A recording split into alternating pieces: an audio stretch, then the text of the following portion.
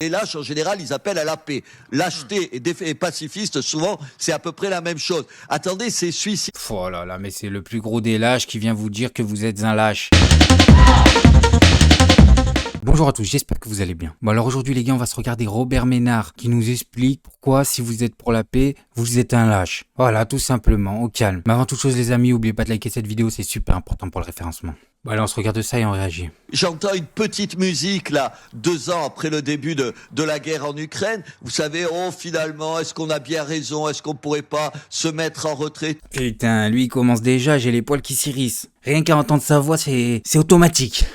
Mais c'est fou de dire ça. C'est d'abord abominablement dégueulasse par rapport aux Ukrainiens qui meurent par dizaines ou centaines de milliers pour se battre, pour défendre leur pays. Et puis c'est stupide parce que si un de ces hommes politiques qui disent oui aujourd'hui, attention par rapport à ce qu'on doit faire, le soutien qu'on doit apporter à l'Ukraine, un de ces hommes politiques pense d'une naïveté. Mais c'est un truc de fou quand même. Les mecs, ils se sont toujours battus contre les étrangers et c'est les plus gros défenseurs de l'Ukraine. Regardez-le, Père Castor, là. À Béziers, il laisse même pas un kebab s'installer et il vient nous dire, allez donner votre argent à l'Ukraine. Il commence à me saouler.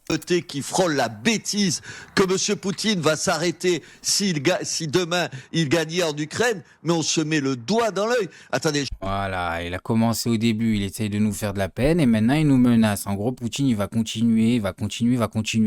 Il va aller faire en France ce qu'il fait en Ukraine. Mon cul, oui. Je vais pas faire d'anachronisme, je déteste ça. Je vais pas nous rappeler les années 30, mais quand même, la lâcheté et l'appel à la paix systématiquement. Mais là, il vient de dire quoi, en gros? T'appelles à la paix, t'es un collabo. What the fuck? Mais qu'est-ce que tu racontes? On en a marre d'envoyer l'argent dans un gouffre, là. Les lâches, en général, ils appellent à la paix. Lâcheté et pacifiste, souvent, c'est à peu près la même chose. Attendez, c'est suicide. Oh là là, mais c'est le plus gros des lâches qui vient vous dire que vous êtes un lâche. Ça se voit sur ta tête que t'es un lâche, Père Castor. Quelqu'un se fait agresser devant toi, tu fais demi-tour. Tu baisses la tête, tout le monde le sait, tout le monde l'a accepté. T'as pas le corps pour te permettre le courage, toi, en fait. Ton corps, il te permet pas d'être courageux. C'est simple.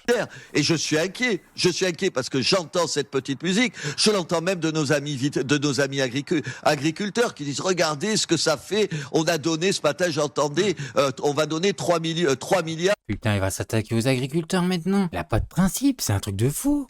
À l'Ukraine. Et alors, Et alors, 3 milliards à l'Ukraine, et alors? Ben, on en a peut-être besoin en France de ces 3 milliards. Et dans la merde dans tous les secteurs. En train de risquer sa peau pour nous, y compris pour les agriculteurs, c'est les Ukrainiens. Et bien sûr, je pense que si demain, M. Trump arrivait à la tête des États-Unis, vous imaginez la catastrophe pour lui. Il passe du coq à l'âne, mais on s'en fout de Trump.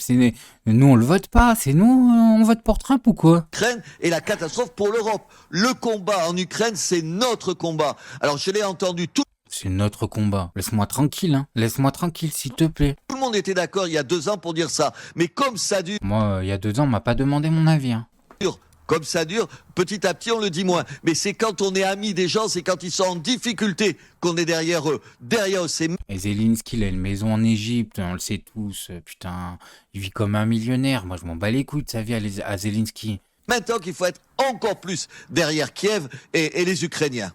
Voilà, bah vous avez bien entendu, hein. Robert Ménard qui vient nous vendre l'Ukraine encore une fois. Ensuite, ça va cracher sur la Palestine de l'autre côté. Les mêmes personnes, hein. Robert Ménard, en 3 clics, hein, tu vas trouver un extrait où il crache sur la Palestine. Hein. Allez, va te cacher, Robert, c'est bon, tu m'as saoulé. Bon, bref, maintenant, faites-vous votre avis tout seul. Faites attention à vous, faites attention à ce que vous regardez. Likez, abonnez-vous et n'oubliez pas le petit com qui fait plaisir. Et tout gris et tout petit poney.